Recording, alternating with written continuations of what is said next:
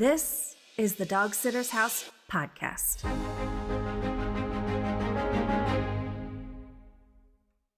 Hey there, dog lover. Welcome back to the Dog Sitter's House podcast.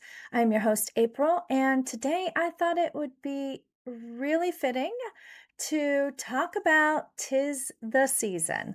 Yes, the holidays are right around the corner, and so many things come up for pet sitting business owners that can make the holidays extremely stressful. And if you weren't burnt out already, make sure that you are. So, today we are talking about the 4 top ways pet business owners can bypass the stress and chaos of the season. Here's the deal. Every single year, the holiday season comes right back around. It's not a surprise, although it can feel like it every time if you're not prepared. But the good news is that you don't have to endure the stress, the burnout, and the chaos of the season if you just take care of these 4 things. Every year I see and I hear pet business owners talking about how they have customers booking at the last minute and they feel like they have to say yes, or they have customers who aren't respecting the fact that they are taking time away from their own families to take care of their customers' pets and they don't tip very well. Or just the fact that so many pet business owners feel obligated to take care of their clients, even if they're already fully booked. And so they end up being completely overbooked for the season and hence burnt out with no time or energy or presence left for their own family and friends. In fact, so many pet business owners can get so completely burnt out from this season that they end up deciding that this is not something they want to do anymore. This can literally change the course of your business if you don't get a handle on it ahead of time. So, as I mentioned, the great thing about the holiday season is you always know when it's coming ahead of time.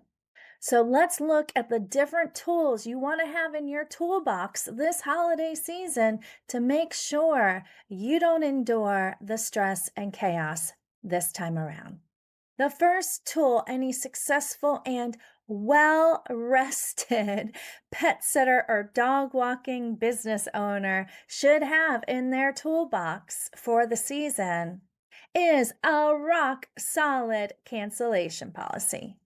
This is probably the biggest one. As you know, flights get canceled, flights get delayed, people get sick, and they cancel their bookings. But that doesn't mean that your pocketbook has to suffer along with it. Remind your customers when they book. Remind them when you confirm their booking. Remind them when you see them. Remind them in your your group emails now about your cancellation policy, and give them a little suggestion to get travel insurance that also covers pet care. This way, if they should cancel, you don't have to deal with that awkward, I have a cancellation policy thing because you brought it up to them recently. And if they didn't choose to get pet care insurance, then that is not on you.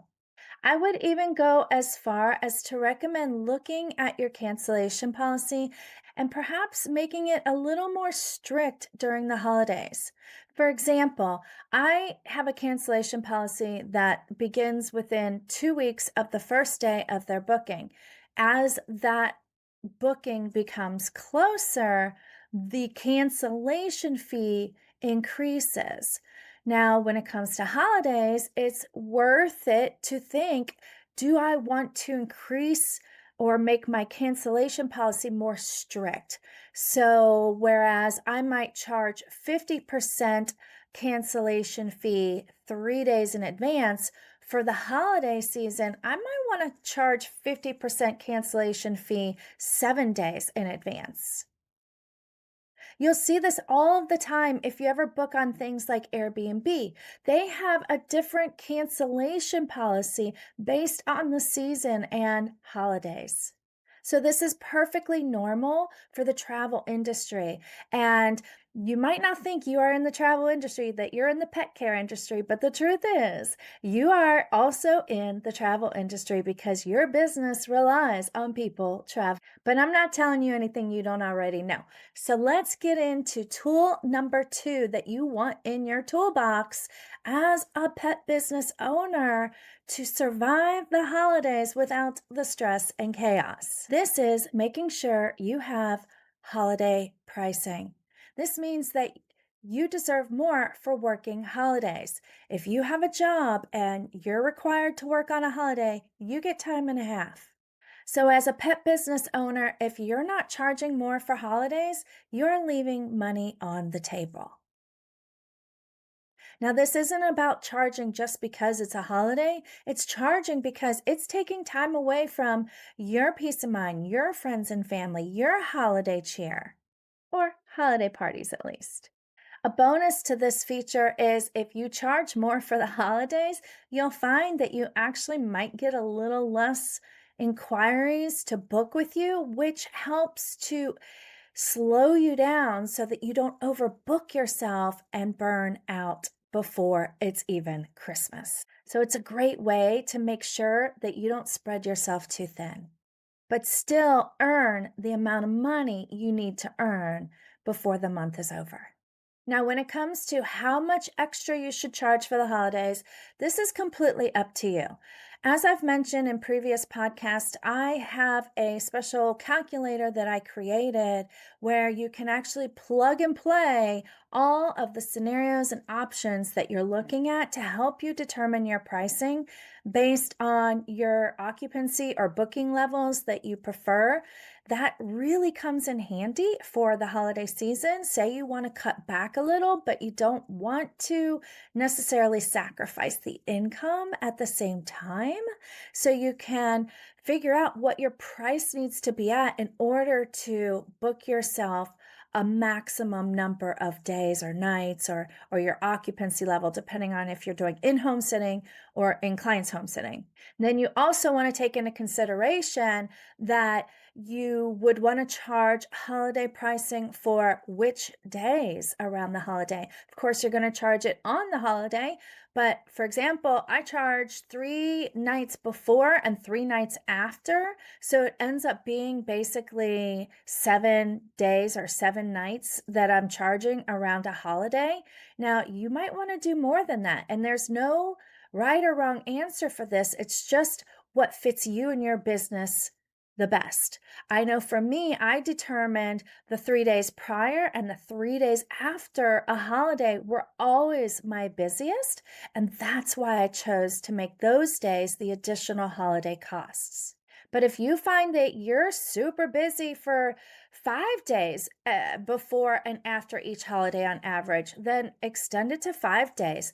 Again, there is no right or wrong way of doing this. It's just all in how you present it to your customers so that they see the value in it as well. Now, I know what some of you might be thinking, and that could be April, I don't think my customers can afford to pay more, which is completely understandable and super compassionate of you because, our customers become like family to us. And when you realize it's not a matter of if they can afford you, but a matter of if they value you. And if they value you, they'll pay what you're worth. Let me ask you, if your customer is going on vacation, would you buy their new vacation outfit? No, right?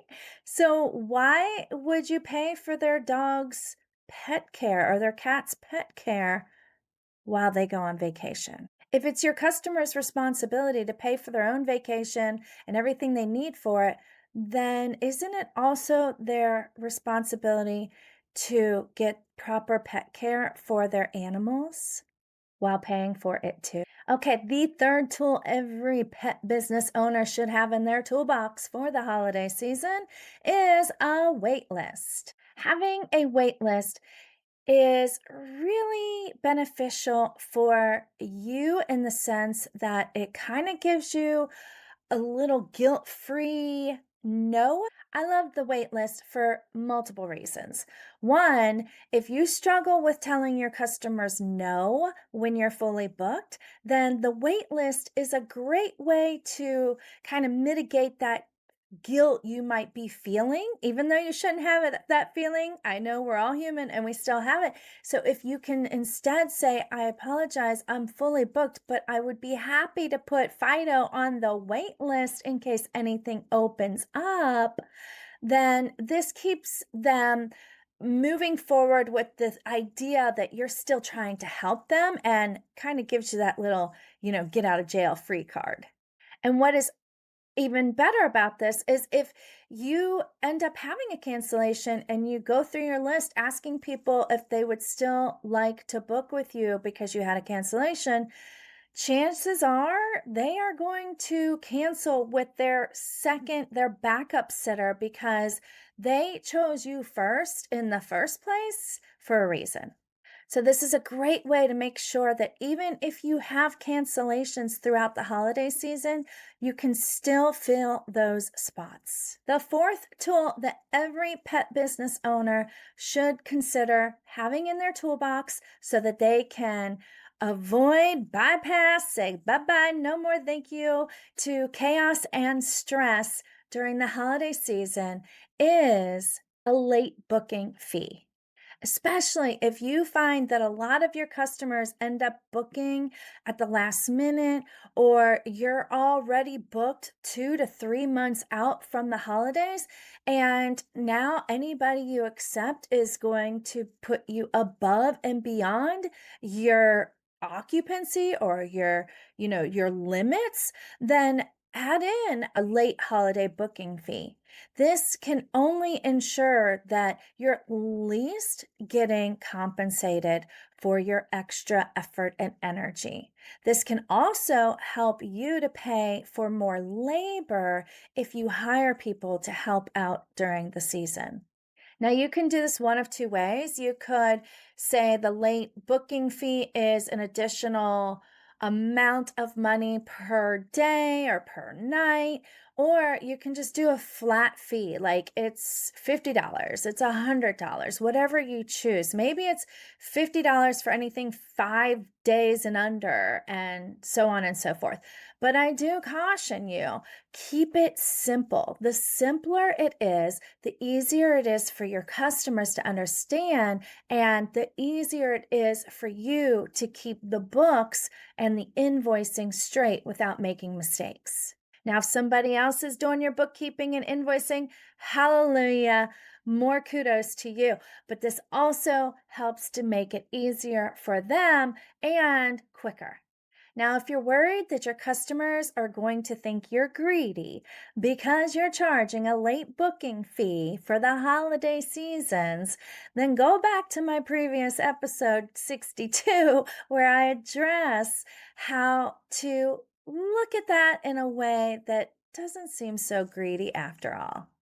Bonus number 5. This bonus tool that you should have in your toolbox if you are a pet business owner is a referral list.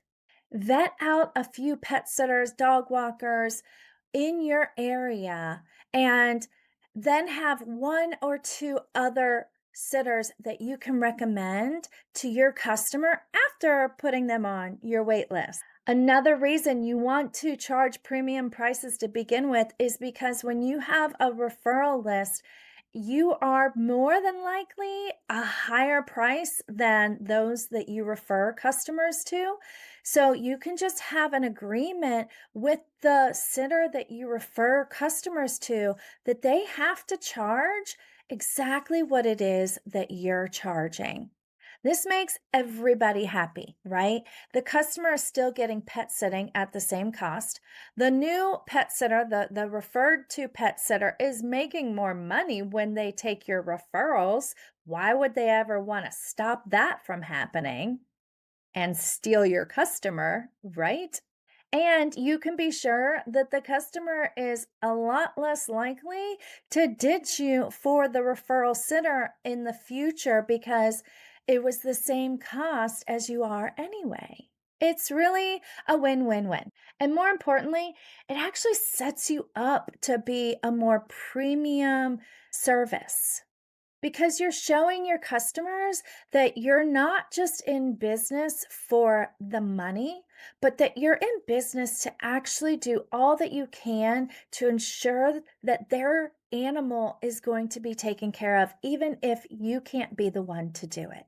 This is priceless and it sets you apart from the competition. So, if you decide that you are going to work this holiday season and you want to earn some extra cash for sacrificing your time with friends and family so that you have it for a rainy day or a snowy day, rest assured it can easily be done without the stress and chaos simply by having these tools in your toolbox: a rock solid cancellation policy, a clear and specific holiday fee, a wait list, a late booking fee, and bonus tip, a referral list for when you're already fully booked. All of these details can easily be put into a mass email and sent out to your customers or put on your website or your social media to ensure that everybody is up to date on your policies, your prices, and help alleviate any customers from giving you a bad review because they had to cancel. Now, be careful because if you suffer from perfectionism, as I have in the past, I'm a recovering perfectionist, as a matter of fact, then it's so easy to get hung up on making pretty graphics and like a beautiful flyer to hand out to your customers or email to them. No, keep it simple. You do not need all of that. All that's important are these tools and making sure that you communicate them clearly and concisely. So, as you can see, it's super easy and your choice to take the initiative to ensure that your holiday season is peaceful and joyful. Unless, I mean, you're worried about what other people are going to think about you and you just keep doing the same thing, expecting different results this year. The cool thing is, the choice is yours. So, what will it be? Are you going to have a joyful, peaceful, happy holiday season? Or is it going to be another year of stress, chaos, and burnout? Because I really hope that it's a joyful one for you too. It's not too late. Hurry up, write that Google Doc, write that email, and get the information out to your customers. You are the one in charge. You are the top dog CEO. So if you got anything out of this, do me a favor, hit a thumbs up and subscribe if you haven't already, because this helps me get this information out to other pet sitters that are tired of being stressed out and burnt out every holiday season. Thanks for listening and happy tails to you.